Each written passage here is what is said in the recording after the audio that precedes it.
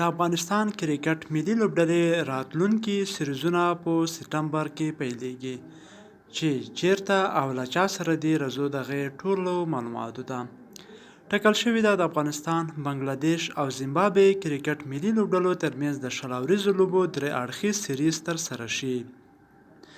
دا سیریز به د سپتمبر میاشتې پر 14مه نیټه پیل شي چې لا هم یوه میاشت او 26 ورځې ورته پاتې دي. دا سیریز په بنګلادیش هیواد کې ترسره کیږي.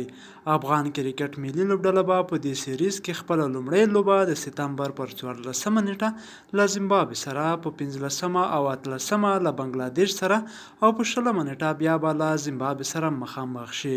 له دې سیریز وروسته به افغان لوبډله له ویسټ انډیز سره هم یو ټیسټ، 3 شل اوريزې او 3 ورځنۍ لوبې هم ترسره کړي.